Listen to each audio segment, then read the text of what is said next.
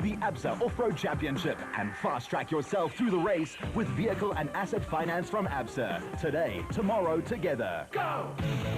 Extreme Off-Road presents the ABSA Off-Road Championships, the Ford Motorite Limpopo 400.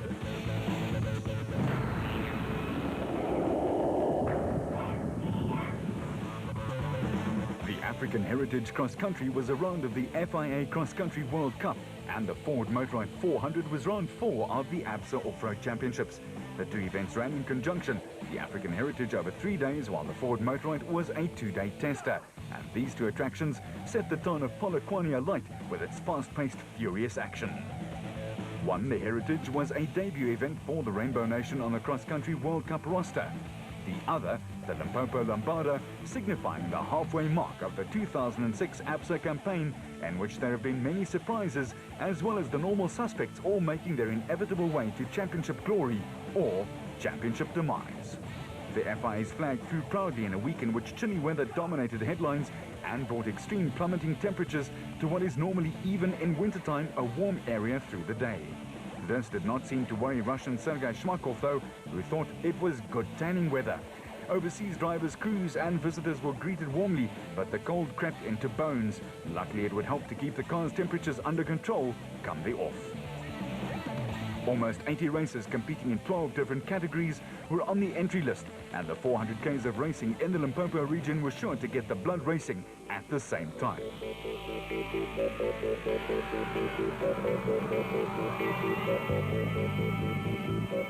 The big names were out and ready to impress, while the smaller crews were ready to upset the factory apple carts. As for the sponsors, Motorite and Ford, they were ready to let their wheels do the talking in their own race. The blue and white logoed company has had an outstanding year already. We've had a fantastic start to the year. We finished second in Cape Town, then we won Sugar Belt. We had a good run in the desert race until we had a little niggle and eventually finished fourth. We're not exactly where we want to be. Obviously, we want to be first. We're lying second in the championship. But if someone had told me we'd be lying second in the championship after 3 races, I would have been very happy. It's a brand new project for the whole team. A new car with a limited budget as such. And so we're very happy with where we are. We obviously want to be first, and we've made a lot of changes to the car between the last race and this race. So hopefully we'll pick up a win this weekend. High hopes from the Ford Cup. As for their main competition, the Nissan crew, there's been some sweet and then some sour. Former champ Hannes Grobler's going well. His teammate Duncan Vos. No, it hasn't really gone according to plan. We've had highs and more lows than we should have, but look, it's a new race this weekend and hopefully we can change that. And how has he and his trusty navigator Ralph Pitchford, who was second here last year, worked together over the last few races? No, we're working well together. Ralph is very good. He's a professional navigator. He's done the Dakar, so he knows exactly what the business is about, and no, he's very valuable, and I'm very lucky to have him. Nissan looked confident and ready for action. As for the other Japanese giant Toyota, they'd spent many hours and many nights working on their charge in the all-new SP class. I think the highlights with the guys at Toyota putting a huge amount of effort in, and there's a lot of work that's gone into the vehicle. The car is getting better every time we drive it, so yeah, I'm looking forward to today and tomorrow, and let's see how things pan out. The dry conditions out on the testing route would have been a worry for almost everyone because there were some very long stretches of dusty earth to cover out there. As for Cliff and Louis Weichelt and the Bosel Toyota crew, they were celebrating, sort of. Yeah, the car's going very well now. I think we seem to be getting the thing sorted out. We had a big accident last year, so this car we've actually rebuilt completely, from another car. And we had a few teething problems. We've sorted all that out. Son builds the car. Actually, I don't get time for his business commitments. So he's doing a very good job. He's actually turned 21 today. So hopefully we can give him a good present, 21st birthday present. In the Ford Cup, the 2005 Class D champion Manfred Schroeder in the Ranger had a solid lead in Class E, but was it enough? No, I've got quite a nice lead, but obviously there's still 5 races to go. We'll see what happens today, in the prologue. Unfortunately with all the dust here, one has to not make any mistakes today, so can get a good starting position tomorrow. So today we're going to try and go flat out and get a good starting position for tomorrow. And then, yeah, it depends, you know, we'll take it from there, see where the rest of the Class E guys are. You know, I'd like to normally race with the Class D guys, but you forget that's not my fight is with the Class E guys. And then, yeah, we'll just see how it goes. After 3 rounds, Hannes Grobler and his nav Francois Jordan had a healthy 20-point lead over the Ford lads. In the special vehicle class, SA champ Terence Marsh has been ultra-consistent, and thus they were leading. Yeah, we're fortunate enough to be leading. We've been obviously consistent up to date, which is the way we like to start the season. You don't want to drop too many points in the start and have to play catch-up. So we've consolidated to get a position where we are. But there's a couple of guys that have put us under pressure now. So, you know, I think it's very important that we get back on the podium in this event. So we'll have to be a little bit more aggressive than we have in the start. And it is halfway through the season now. They don't call him and his co-driver Michael Whitehouse team consistent for nothing. Halfway through, and the Motorride squad had added another member to their team. Brandon Harkis was a very happy camper with the new addition. Yeah, it's exciting. It's been a long time since I had a navigator. There's distinct advantage in obviously being in a 2-seater, having somebody tell you exactly where you're going, what to expect. I definitely missed the single-seater. It taught me a lot in the 3 races that I did in it. And but I think in order to do well in this year's championship, the pressure's on, not only with the other guys, but in amongst my team. You know, Alfie with a new car, Evan, they've had a lot of time in the cars together. My trip with Marcel is going to be the first. We haven't had any time to actually, you know, get to know each other, but I'm sure it'll be fine. I've heard only good things of her navigating, and I'm looking forward to it. You know, I think we'll be very competitive now. You know, in a single-seater, you have the problem of not knowing, you know, if you're on the right route or if you're not on the right route. You've always got that anxiety. Not only that, I've had a couple of close calls with head-on collisions, and that's not funny. So I'm looking forward to this race. It's going to be tough. It was tough last year. I think Motorride's very well organised for this race, and hopefully we can take home a win, and not only a win, but maybe the first 3 places. That'll be lovely. And that was the general feeling out there. The yellow-liveried Atlas Copco crew had also done something significant, a brand new steed for a tough event. Yeah, great. Try something different for a change, a nice new American Porter that we're going to debut at this event, and hopefully we can hold it together turn some good positions into some excellent results. And the Atlas Copco crew were desperately in need of them. They'd been dogged by some bad fortune. Yeah, been an exceptionally tough season, having been in front of every single event and leading the desert for 930 of the 1,000 kilometers and having a small problem 70 k's from home. We need to turn those good positions into results now. Their luck was about to change. For Johan Besaidnout and the Adenko outfit, things were on the other side of the scale. Het gaat met ons baie goed. Ons het Darling ongelukkig uitgeval. Sugarbelt het ons deurgehardloop en die 1000 het ons 'n tweede plek getrek. So ja, dit begin nou goed gaan. Ek sien uit na hierdie jaar. In the specials, Marsh and Whitehouse were head of the class with Cape winner Brandon Harkis just 4 points adrift. In turn, motorbike legend Alfie Cox was 7 points further back, but starting off with a brand new V8 Motorride bat. The prologue over around 40 kilometers was where the starting order for the next day's almost 400 k's of racing would be decided. And as always, the championship leader gets the lead-off job. Grobler and Jordan hit the dust first.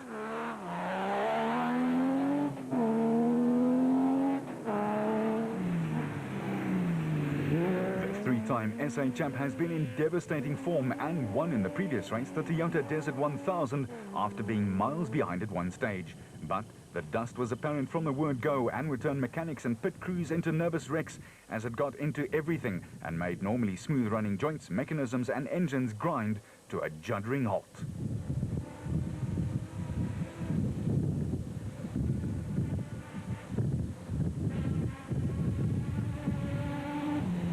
Still, Grobler was not holding back.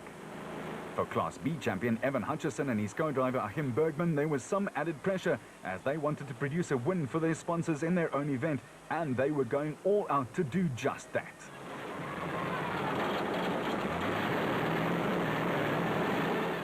That 6-litre beast was sounding mean.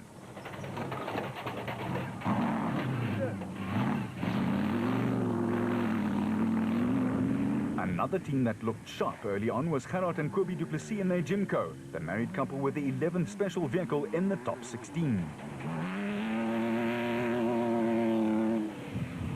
Woolridge and Schultheimer in their 4-litre Ford Ranger were just a tad off the pace, but went well enough to give the Nissan and Toyota teams some food for thought.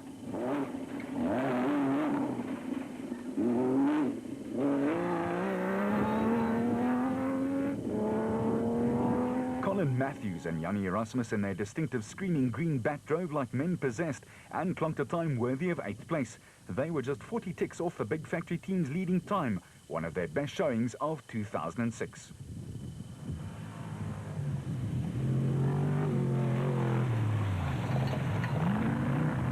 Things were also going swimmingly for Nardis Alberts and Colin Hunter in the Fire Engine Red Rapsa bat, and they clocked 44 minutes and 2 seconds, good enough for 14th place. Harkis and his debutant co-driver Marcel Trethouille got to know each other quickly, so quickly that they took 10th place, just 53 seconds down, a solid start to their partnership.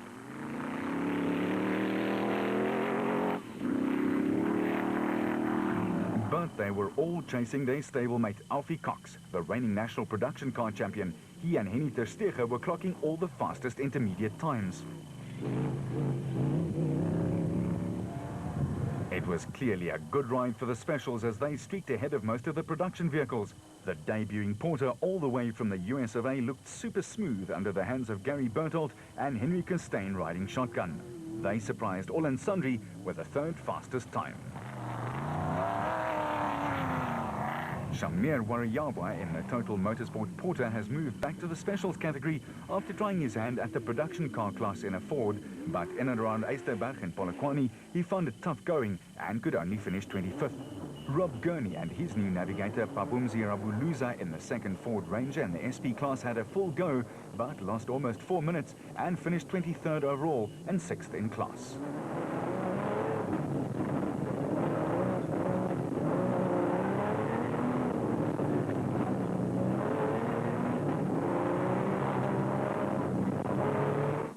The Harpers, Nick and son Ryan, trotted out their new sponsor, Kartech, and as always, their crew impressed.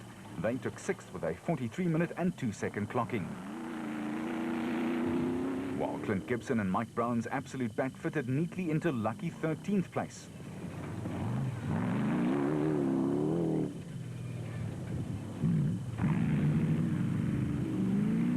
Will Battershill and Reg Sutton in a Jimco finished just outside of the top 10, giving them a good start to the racing proper. With defending national champion and runner-up here last year, Terence Marsh and Michael Whitehouse putting together yet another solid ride, just 42 seconds off the winning pace.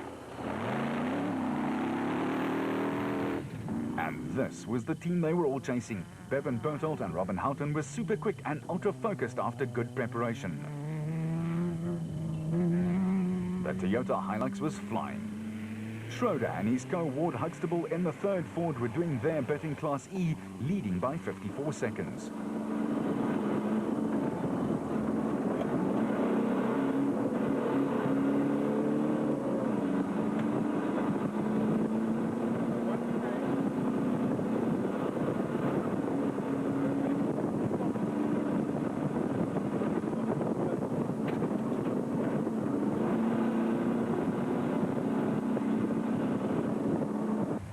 The Leo Connick's Kalloy of John Moore and Ashley Thorne was just inside the top 10 in Class A, and they finished just outside the overall top 20. In Class D, defending champions Chris Visser and Japie Badenhorst battled a little for pace and could only manage 31st and 4th in class.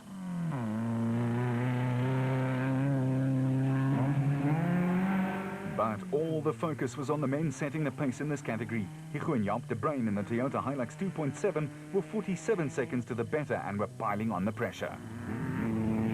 The second Nasho mobile racing car containing Archie Rutherford and Craig Doubtfire auditioned for a trapeze act, and we think they got the job. They were leading Class S. Second in Class D, the Weigelds Cliff and Louis pushed their Bosel Toyota all the way and took 21st place overall.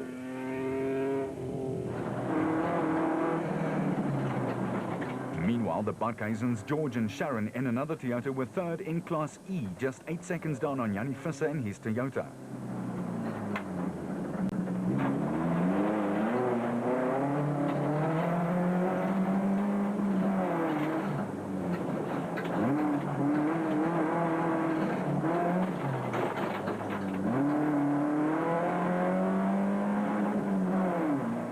In Class B, Hamish and Alistair Stubbs in the Mackenzie's Fence Viper set the fastest prologue time, together with David White in a Truggy. They were 31st overall.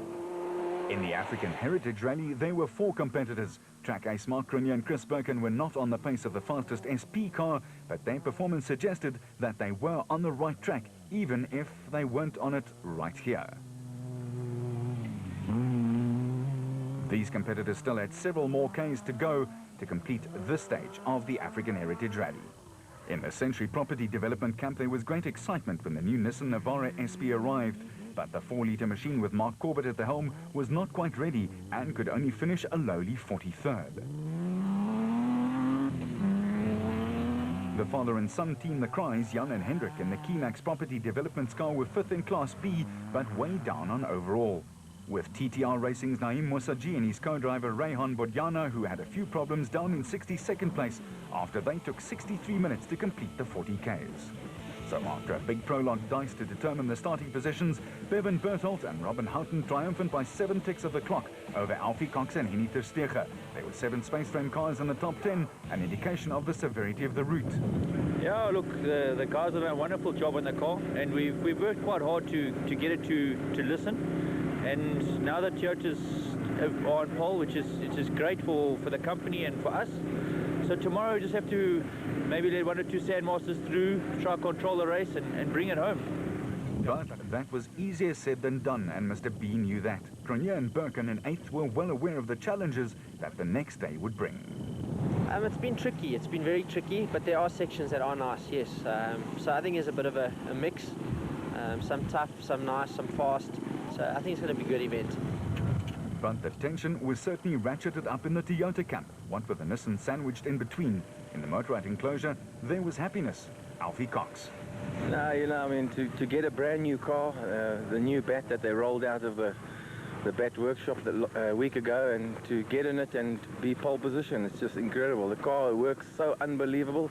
I didn't believe we had a fast time because it doesn't feel like you're actually working so hard. And I always used to say to my customers, it's almost like riding a KTM. It's cheating, and as today, but Henny did a fantastic job with the navigation, and that's also, you have to believe that it's a package that we've got. We've got a good car, Motorrad, a good sponsor, I've got a good navigator, and hopefully I'm the one that's steering in the right direction. But the package is good, and the car is just, I don't know how to I can tell you in another word, but I'm not allowed to use it. But it's incredible what the car, how it performed, how it behaves, and just having that amount of horsepower underneath you is just fantastic. We leave you to figure out that word. As for Hannes Grobler, they were upbeat, but 15th was surely not where the Nissan crew wanted to be. Yes, we haven't done this route that we're going to do tomorrow. I believe it's going to be very tight. We've had a good prologue. I think the route was excellent. If that is what we're going to have tomorrow, I'm sure the guys are all going to enjoy it. And I think there's going to be a few tired guys tomorrow night. In the Nasha Mobile bat, Terence Marsh was 7th overall, but only 7 seconds ahead in class. Yeah, I think the pressure's there. The guys are coming, and it's called for us to lift our game. A very smooth run. Nothing out of the ordinary. Nothing stupid, but the intensity was a little bit better. It was due. Don't go off. We'll be back with more from Polokwane. Vehicle and asset finance from ABSA, going off the beaten track to find solutions. ABSA, going the extra mile to get you financed.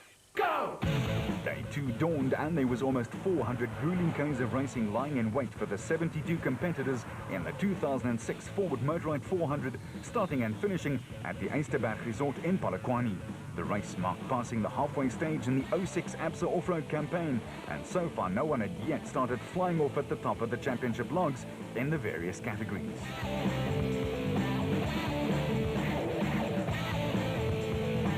It was bitterly cold again, but when duty calls, the pit crews are there, eager, ready and waiting, and there would be a lot of waiting on this day as the tough route asked some tough questions. Manfred Schroeder, who finished 4th last year, knew the dust drill.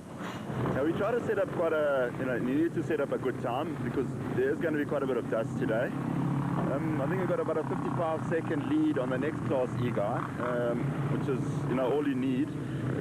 From last year, we know the dust is very bad, and to, can catch the guy, but to pass him in the dust, it's just about impossible. For the Motorrad camp and Brandon Harkis, time was everything.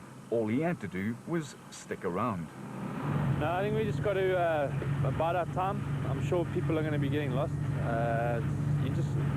Say bide our time. We need to get to the front pretty quickly. Within the first 78 Ks, you need to still be in touch. You know, starting 10th is not ideal. Although we're not very far behind in time, you got to keep in touch with the leaders. We can't have a couple of guys in the middle fall asleep, so that's really important for us this morning. Toyota manager Wami Haddad was planning tactics. The team have done a great job. Like I said, from time to time, they've been working on the cars tremendously hard. They put in a huge effort, and yeah, the pace definitely stepped up. Hence Bevan being on pole, a fantastic job. And yeah, what can we say? Chris Birkin, who's a veteran of the sport, sharing some of his considerable knowledge with his younger counterpart. In the Ford enclosure, there was expectancy, if not downright exuberance. We didn't set the world alight yesterday. I think we could have been a bit better. But in saying that, we're not far behind in time. But we made a couple of little small errors yesterday, which lost us that bit of time. But in saying that, I'm not too unhappy starting where we are, because I think today is going to be a real day of attrition. I think it's going to be survival, from what I can gather. It's tight, it's very rough, there's lots and lots of rocks. So I think to be maybe back a bit, maybe not the end of the world. And I think we can slowly pick them off. I enjoy coming from behind. I don't mind the dust or anything like that. So I'm not unhappy where we are. At the start of a very long day, the African Heritage Field set off on elapsed time. Up ahead, some of the most inhospitable areas in the Limpopo area, and Polokwane has a few of those.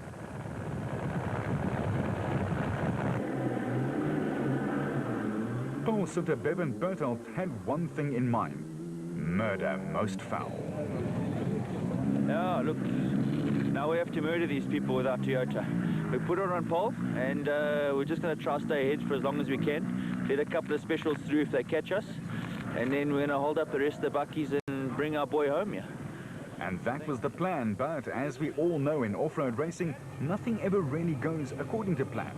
Francois Jordan still had time to meet and greet, while other faces reflected the pressure of the moment.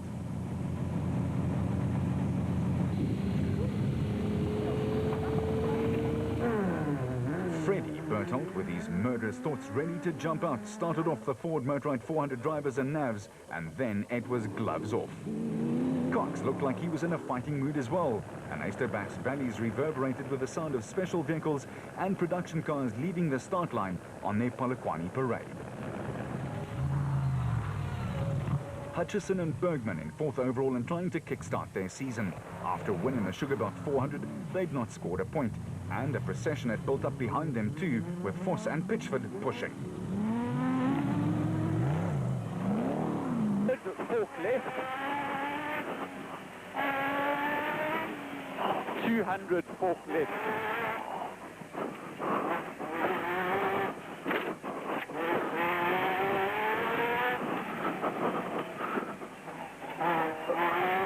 So his light's not working. The what? His light's not working. Yellow light. Yeah. Okay, go. Okay, left. And that confirms it. Driving in the dust is tough, and you have to trust the nav. 1 kilometer fork right. The dust was so heavy at times that drivers decided to hang back and wait for it to clear instead of pursuing the car in front of them.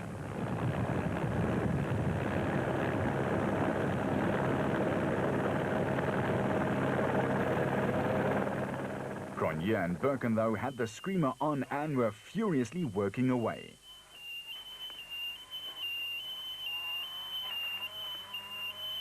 Coming up to a right. And they blitzed by Marsh and Whitehouse when the opportunity arose. Left.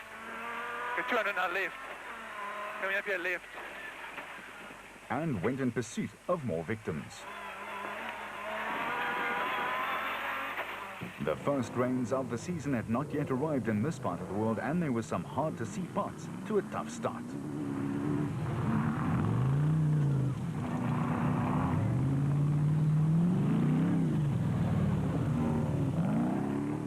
Woolridge and Schultheimer were in 12th overnight and were eager to improve.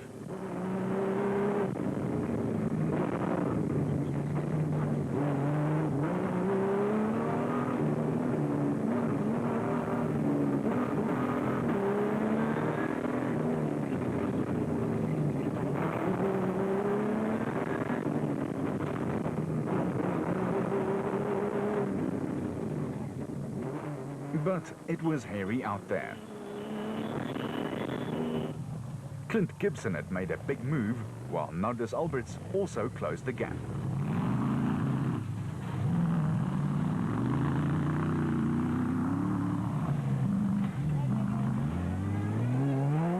And Grobler and Jordan followed suit.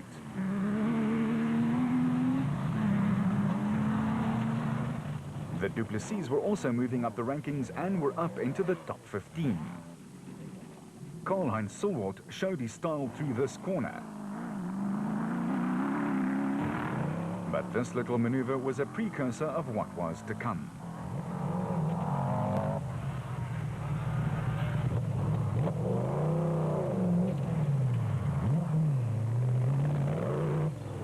The De Bruyn's Toyota Hilux was sounding ready for action, and after starting 19th, they were slowly moving up too. And we told you, this little corner caught quite a few navigators unawares.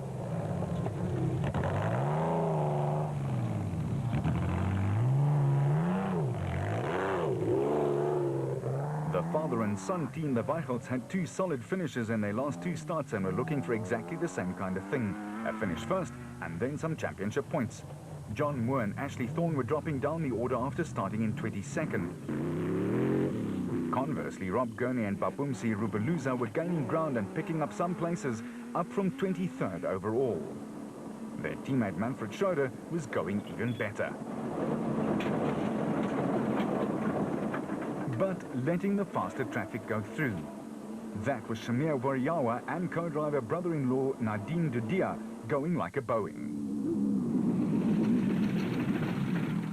with Schroeder keeping contact.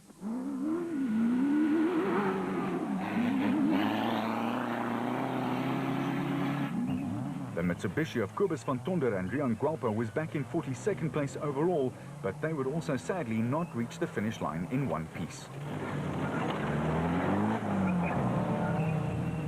While this next move was a study in how not to, Mark Corbett and his navigator Jean Moore and Bez Besaidnout's bat testing the brand new Nissan's hard body.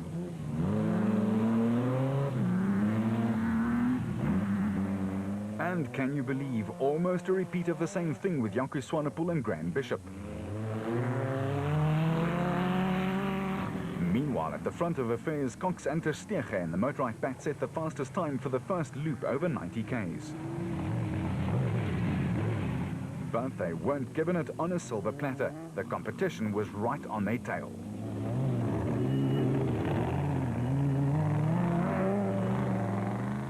Voss and Pitchford, meanwhile, were flying at the top-placed crews still in front of them and flew by when they could.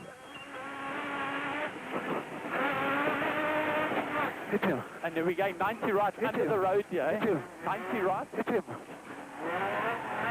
The thing doesn't work. Right.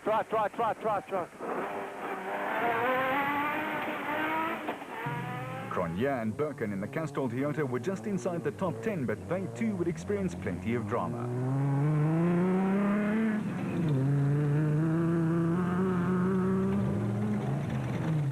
With the Hoppers on a trouble-free first loop and still firmly ensconced in the top 10 too. The Motorrad crew of Harkus and Trethuri were also there and thereabouts and were solid for a first-time crew.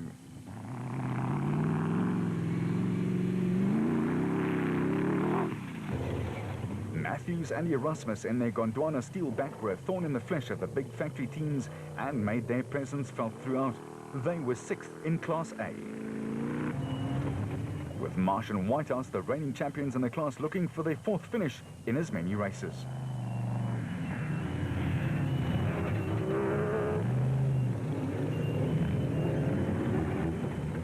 But they were all under pressure as Woolridge piloted the Ford Ranger through the dongas and hollows of the Limpopo with speed and determination. Grobler and Jordan, championship log leaders, were about to experience their first non-finish of the season in the proudly South African Nissan Navara.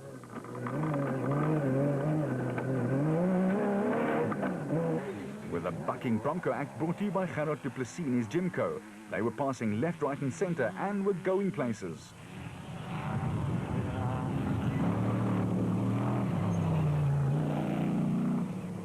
However, the dust was beginning to cause havoc, and it was getting into some places that crews did not even know existed. The De Bruins in their Toyota started off in 19th place and were putting pedal to the metal. They were still leading Class D.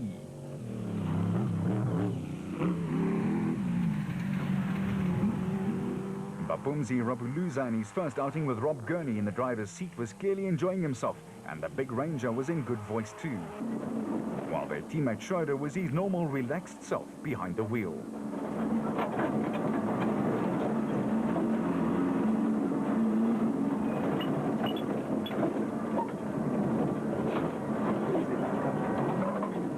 But it was clear that the specials had a distinct advantage over some parts.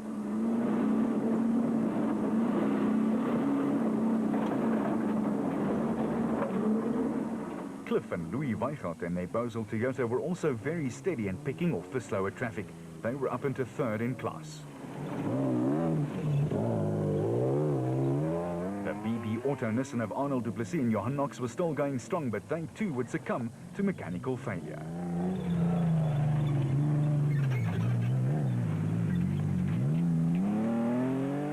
In fact, the route was claiming victims at a rate of knots, and already more than 20 teams had to call it quits.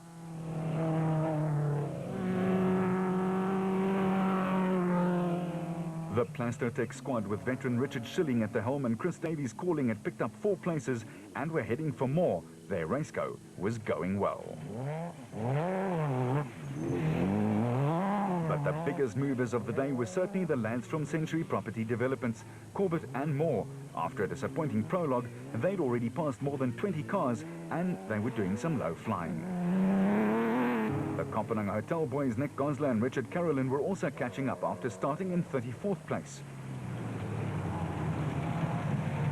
But there are a lot of ways to skin a cat, and clearly Roacon's David White chose the high road.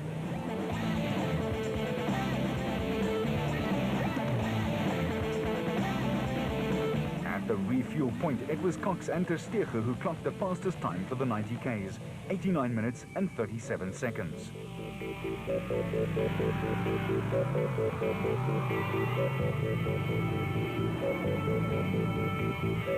With the Atlas Copco crew just behind them.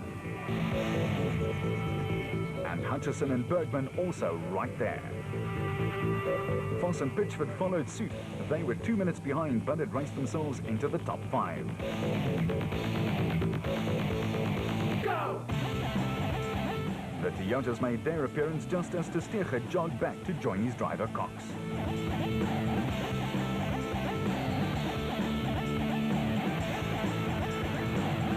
The refuel stop is a welcome break from the stark concentration needed for off-roading. A quick drink and a wipe down, and then it's back into the breach. Woolridge and Schultheimer, who had started off in 12th, had done what they'd said they'd do, quietly whittle their way back into contention, while Krober and Jordan's troubles were about to start.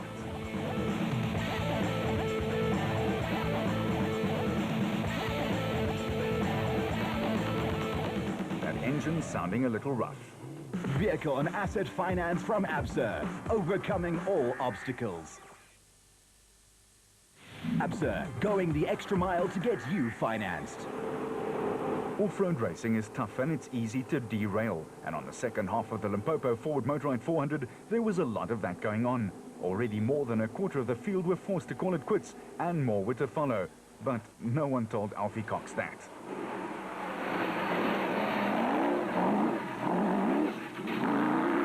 And Gary Berthold and Henry Costain in the Atlas Copco bat were also keeping the pressure right on. Motorride's SA champ Evan Hutchison too was opening up all the taps.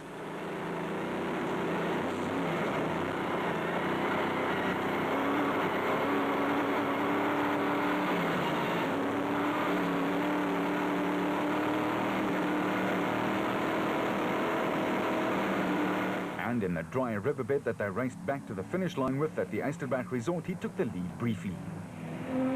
Forza, former national champ, and Pitchford, the current Navigator champion, were also blasting through in the Navara. While Cronje and Perkin were also still within shouting distance.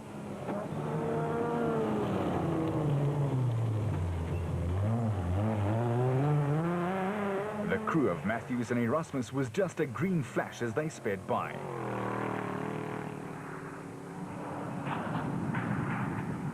While Nick and Ryan Harper looked set for a top 10 finish.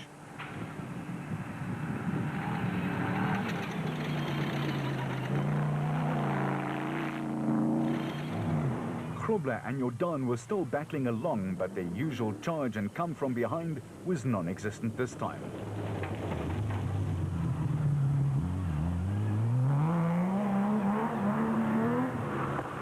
But these lads were charging. Another former championship winner, Woolridge and Schulthammer, were hammering away in the Ford Ranger.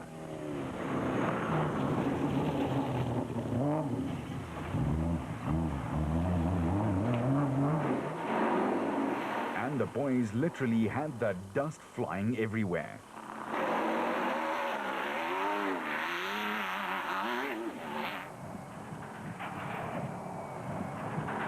The temperature had climbed steadily all day, and in typical Limpopo style, it had become quite warm. Parkes and his new sidekick Trethuri had lost 2 places on the way in, but was still going very well, and the winner of the Darling race was on his way to collecting points too. The Weichholz and the Bosel Nissan were going quickly, but just not quickly enough.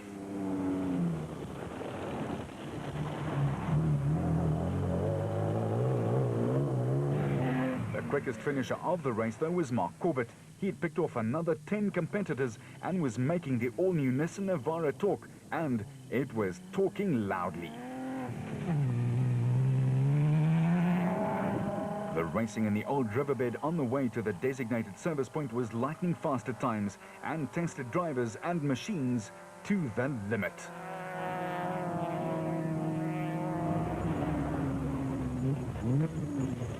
As for Richard Schilling, the former champion still loves it, and 20 years after the fact, first winning on the circuit, he now led Class S. The Besaid notes in the bat were up into the top 30 after starting in 41st.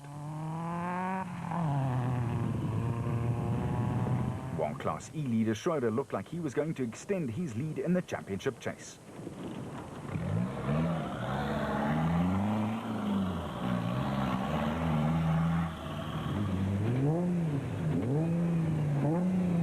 At the designated service point, it was the Nissan Navara of Voss and Pitchford that appeared first after no less than 5 drivers had shared the lead between them on this leg. Okay, push it back a bit. After almost taking out the cameraman in their haste, Pitchford gives us the lowdown on conditions out there on the route. Yeah, extremely dusty. We've been stuck behind a bat for about 100 k's now. They keep getting lost and we get in front, and then they're quicker than us and they get in front again. But now, just before we arrived here, they did a wrong turn and we managed to get in front and get here first. And the bat he was referring to was that of Cox and Testega's motorized special vehicle. Left one. They clearly had had tyre trouble out there, as well as getting lost. And that was due to a broken odometer, as the Dakar Rally star explains to us. We're battling to find our way a little bit, but we lost the odo early this morning, so it's been difficult without an odo. We keep getting into the front past Duncan and then get lost, and they catch us, and then we get into front again. They just 5 k's from home, yeah, they got into the lead again. So yeah, the race is not over, but everything's going perfect. The car's unbelievable and we're having a great day. Despite getting lost, the Atlas Copco boys finally found the line. We've just been getting lost a tremendous amount. The route schedule's not quite right, and the markings, we really got lost. We took Alfie and we were leading for the better part of the event, and now we've been spending about 3.5 minutes out in the veld trying to find the route. So we've got to try and keep on the route and catch Alfie again. In the Ford camp, there was also some marking complaints. Yeah. The marking's very difficult to find. I think if you haven't got a GPS, you're really going to battle. And the dust, we've just sat in people's dust all day. You know, because with these cars, you've got to be very precise and be on the road all the time, and the frames can get off the road, and if they hit big dongers or anything like that, it's not a problem. So we get past them, and then they get past us, and we've just been sitting in their dust. So it's more of a frustrating day than anything. Bertolds Toyota finally gave way while they were up there setting the pace. Yeah, look, the car was going very well. We had a small problem with the shocks. 2 shafts broke. So obviously got a bit of development to do, but we held off the Nissan for a long time, which is a good development, and it was lucky to be in front while it lasted. So we'll get it fixed and come back and keep trying. Clint Gibson and Mike Brown in the absolute underwriting back with its 5.7-litre engine was next out, and they set off rather gingerly.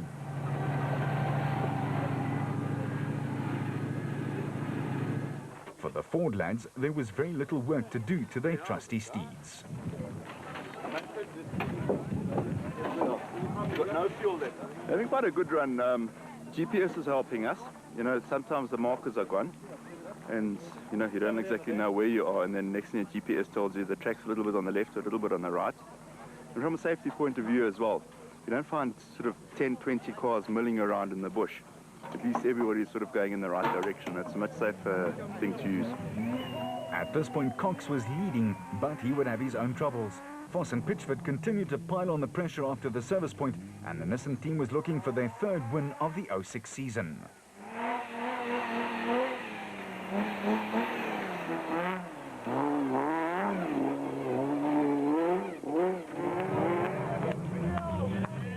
Woolridge and Schultheimer had made a big move from 12th all the way up into the top 5 and were in the hunt for a podium finish.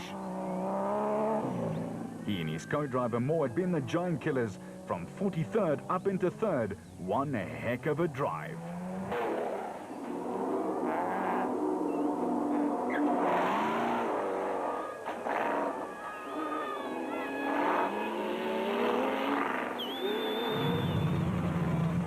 Cox and Ter Steger were keeping it as quick as they could, but the 2005 champion was to have a heartbreak within sight of the finish line.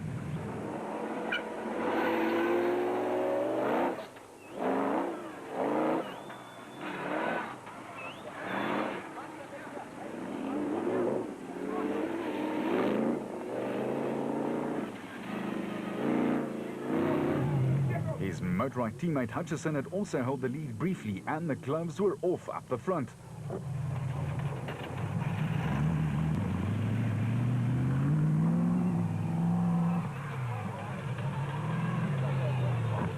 Cox's heartbreak was 2 flat tyres. Luckily, Ter Steger is very handy, but he could not hold the hands off the clock. Really leading, and now we've had 2 punctures from the DSP to here, and that's not good. Okay.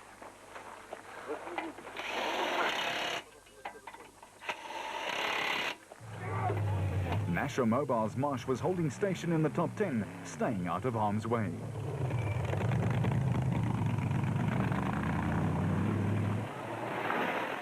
And he and co-driver Whitehouse have certainly discovered how to nurse a car around a tough course and collect the points.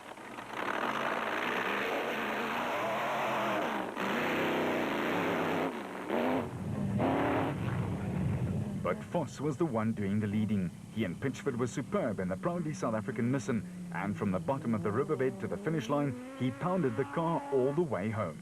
Corbett and Moore were up into second, the best drive of the year thus far in the ABSA series. However, they also punctured within sight of the finish line. But Gary Berthold kept them under pressure.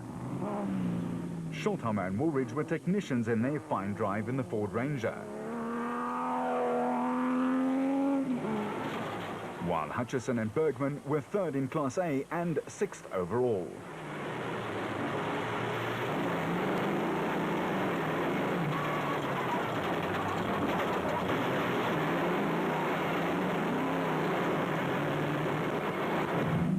Their stablemate Cox had finally got the car going again, and he was now in a mean mood, trying to get the lead back. Marsh was taking a bath, and he quietly worked his bat into 7th place on the way in, exactly where he started the day.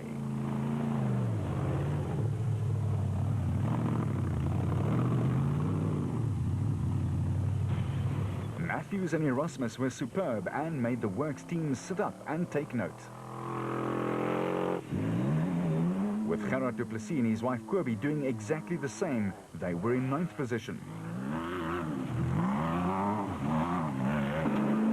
And Schroeder and Huxtable up from 24th, rounding up the top 10.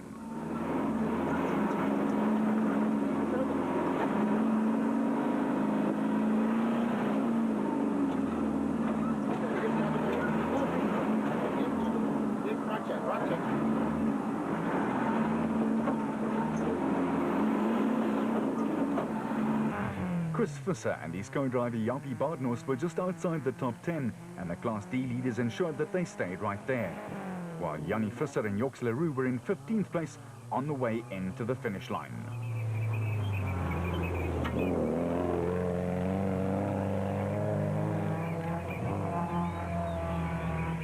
The Cries, also competing in the African Heritage Rally, had a magnificent drive and would finish with a flurry. They were 49th after the prologue and would eventually finish 11th. Harkus and his new nav dropped 1 place and took 12th.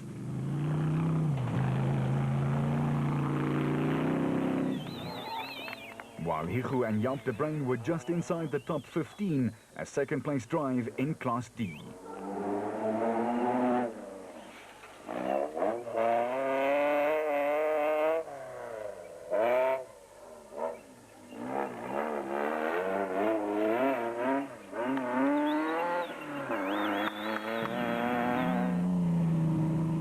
The Weichels had to settle for 3rd in Class D, but that kept them in championship contact.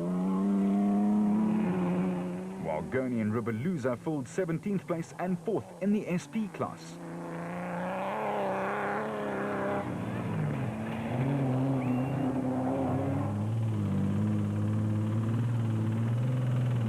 Yuri and Andre Duplessis were within sight of the finish line.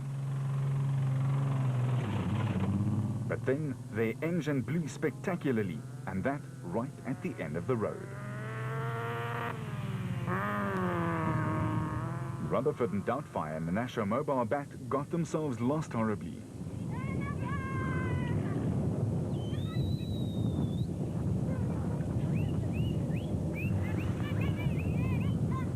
And eventually had to call it a day.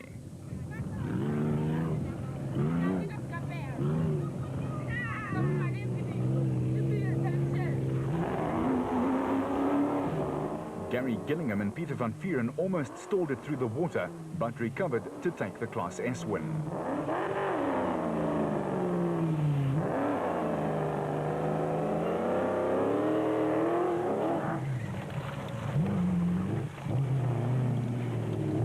With Plasto takes Richard Schilling up into 26th overall and 2nd in class, with enough points to lead the category by 11. For the Roacon team, the spectators had to come and assist. And once that had been done, the spectators needed assistance. At the finish line, though, after 400 grueling Ks, it was Voss and Pitchford giving Nissan their 3rd win out of 4 races this season. The Atlas Copco crew were delighted with their man Berthold and Kirstein, who held on for 2nd. Voss enjoyed the turnaround in fortunes for his team. Yeah, you're right. You know, we've had such a tough season up until now. But, you know, we've been fast, we've led races, and we haven't finished them. And today, Ralph and I finished with a win, which is great, yeah. The Ford fans smiled as Woolridge piloted the Ranger home for a podium finish. For Gary Berthold, it's been a long wait. Buddy, this one's my 18-year wait. I think it's been a long time coming, in all fairness. My competitors have said the same thing. It's been 18 months of knocking on the door, and this one we managed to turn those good positions into some great results. I must take my hats off to Henry for a great job he did, and thanks to Atlas Copco for giving us this opportunity. But very hard day in the office. We raced neck and neck with Alfie, Evan the whole day. It was just switching places. It was really a hard day out there, but great result. We're very ecstatic. Corbett and Moore had to settle for 4th overall and 3rd in the SP class, but it was a great drive. Yeah, well, we started 43rd today, and we were passing everybody through the field. It was quite rough out there, and we managed to get up to 2nd place overall. But unfortunately, about 5 Ks out, we had a front left puncture that just debeaded and came off the rim. And the Ford got past us, from 42nd to 3rd overall. Cox could still smile after his blown chances, or were those blown down chances, while Schroeder again clinched a win in Class E. We had a good clean run, you know, didn't get out the car except for this morning when we got stuck, but other than that, no problems at all. This last section, our GPS helped us quite a bit. You know, you go off the route and you look forward on the GPS, and then you can get back on the route again. I think that's where we managed to pass quite a few guys, yeah, but otherwise Bucky went unbelievably. There's absolutely nothing wrong with it again. I mean, the wheel alignment hasn't changed. The clear vision is still the same as it was this morning, and yeah, we could do another lap. Although we're sure he was happy that he didn't have to, Visser enjoyed the tight racing. Hugo and my brother Yanni and Cliff Weichelt, yes, we were all mixed together, and yes, then the one in front, the other one in front, and then yes, but all the guys got lost very, very, very badly. But it was like Bucky was last. Yes, I thought the Bucky's not going to last his last 20 Ks, but luckily we finished in first in class, and it was a good result for us. In the Manufacturers' Championship race, Toyota lead Nissan by 16 points, and for Motorrad, it was a great day out. Yeah, great result for the team. We had an excellent day's racing. It was one hell of a day's racing. Gary, myself and Alfie being flat out the whole day. Unbelievable pace. It really was a good race. Unfortunately, we got lost too often. You know, it was a bit of a treasure hunt, and as soon as you got into lead, you'd get lost and someone else would take over. But it made for some good racing, and yeah, one hell of a race. The pace was unbelievably fast. It was you couldn't take your eyes off the road for a second. I couldn't even take my hand off the steering wheel to get a drink. It was unbelievable. But I'm very happy for Motorrad. Alfie with his new car, I think he led most of the day. Right near the end, he had a second puncture, which he lost the lead to Gary. But good for Gary, first time out in his new car, a win for him. So yeah, it was a good day for the sport, a wonderful race. Happy that Motorrad were the sponsors of this race, and it's turned out to be a bit of a mammoth event, a real tough, hard race. All the ding-dong battling coming down to Voss and Pitchford, winning by almost 7 minutes from Woolwich and Schulthammer.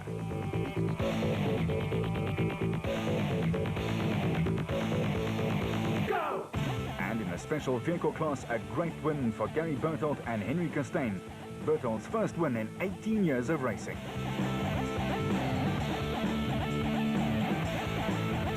And the championship log, a very slender 4-point lead for Hannes Strobler and Francois Jordan over Woolwich and Schulthammer.